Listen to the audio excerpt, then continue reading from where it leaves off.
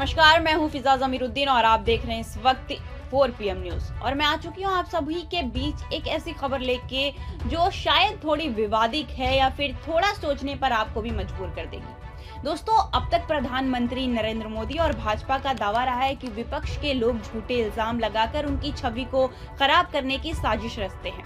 2014 से ही मोदी जी ने बार बार कहा है कि कांग्रेस और अन्य विपक्षी दल बेबुनियाद आरोप से उनकी सरकार को बदनाम करने की कोशिश करते हैं, चाहे वो भ्रष्टाचार के मामले हों, चुनावी धांधली के दावे हों या फिर सांप्रदायिक सौहार्द बिगाड़ने के आरोप। उदाहरण के लिए अगर देखा जाए तो अप्रैल 2024 में कांग्रेस ने मोदी जी पर मुसलमानों को घुसपैठिए बताने के लिए झूठे और अपुष्ट आरोप लगाने का इल्जाम लगाया था, जिसके जवाब में भाजपा ने इसे चरित्र हनन की साजिश करार दिया।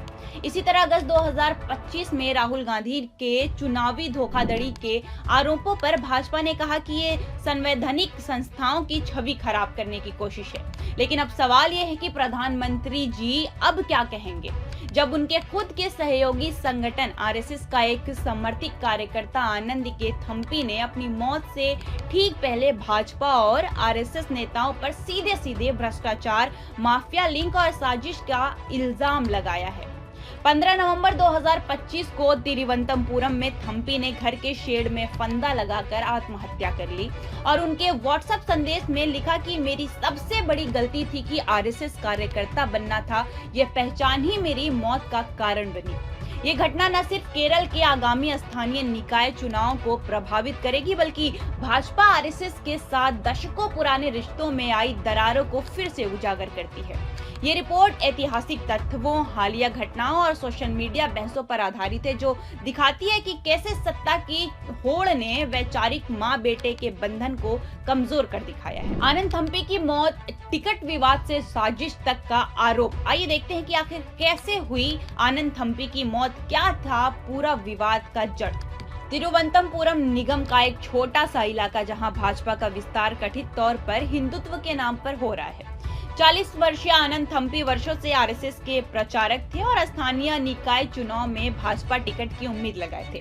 लेकिन 15 नवंबर को जब पार्टी की उम्मीदवार सूची आई तो विनोद कुमार का नाम चमका, एक ऐसा चेहरा जिसे थम्पी ने रेत माफिया से जुड़ा बताया था।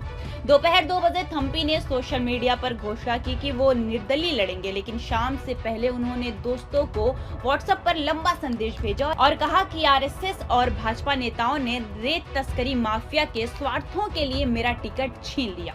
और ये नाम विनोद कुमार, उदय कुमार, कृष्ण कुमार और राजेश जैसे नेता माफिया से जुड़े हैं।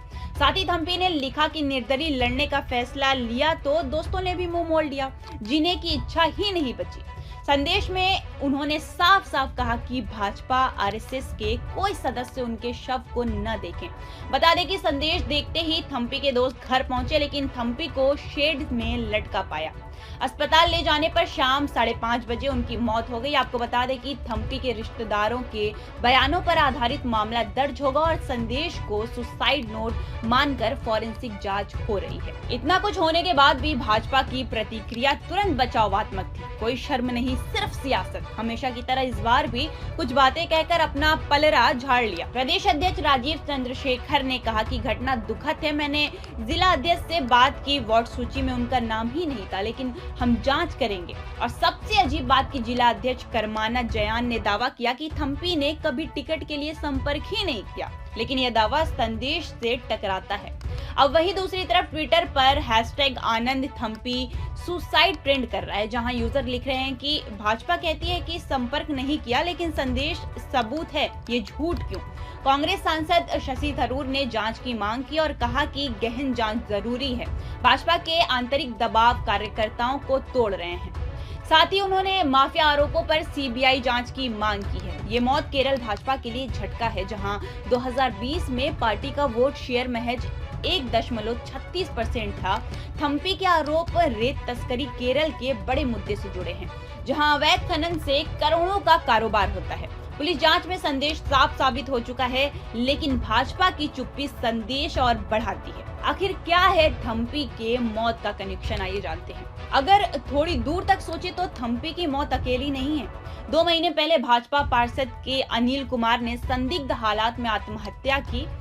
नेदुमंगल में महिला मोर्चा कार्यकर्ता ने टिकट न मिलने के डर से सुसाइड अटेम्प्ट किया। ये घटनाएं दिखाती है कि भाजपा का केरल विस्तार कार्यकर्ताओं की कुर्बानी पर टिका है। ट्विटर पर एक लाइन बड़ी तेजी से वायरल हो रही है कि केरल में भाजपा बढ़ रही है लेकिन कार्यकर्ता मर रहे हैं।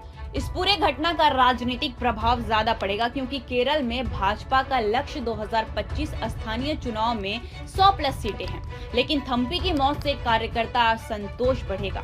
अब चारों तरफ बस एक ही सवाल है कि क्या थम्पी की मौत भाजपा की साजिश का शिकार है। आनंद थम्पी की मौत भाजपा आरएसएस रिश्तों की कसौटी है। इतिहास बताता है कि सत्ता की होड़ ने वैचारिक बंधन तोड़े हैं। 1977 की दोहरी सदस्यता को लेकर 2024 की दूरी तक मोदी जी के विपक्षी झूठ वाले दावे अब आंतरिक आरोपों पर फंस गए हैं। अगर देखा जाए तो भाजपा और आरएसएस का रिश्ता वैचारिक रूप से मजबूत माना जाता है, लेकिन इतिहास गवाह है कि यह हमेशा से तल बितल रहा है। आरएसएस को भाजपा का मां संगठन कहा जाता है, लेकिन सत्ता की होड़ ने बार बार टकराव पैदा किया है।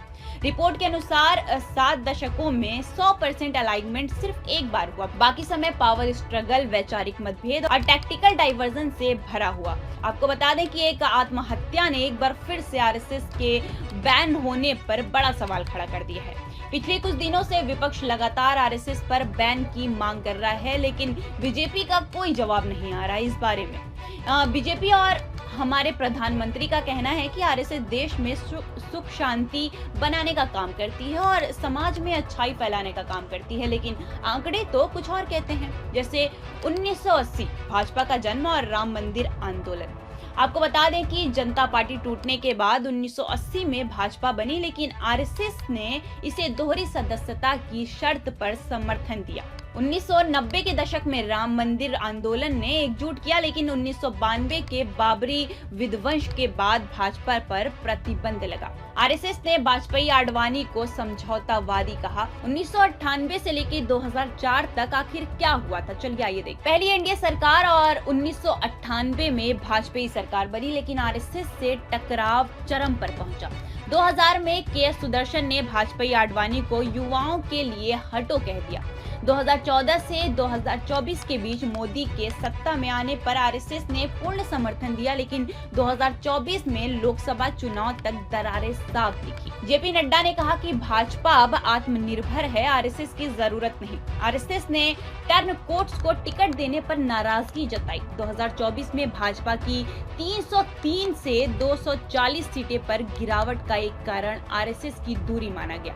और कारण क्या था कि मोदी का केंद्रीकरण, पुराने आरएसएस जड़ वाले नेताओं को हाशिए पर ढकेलना। अब ये विवाद कितना आगे बढ़ता है और बीजेपी इस पर क्या जवाब देती है, देखने के लिए बने रहिए 4 PM न्यूज के साथ। मिलते हैं अब आपसे अगले अपडेट के साथ, तब तक के लिए नमस्कार।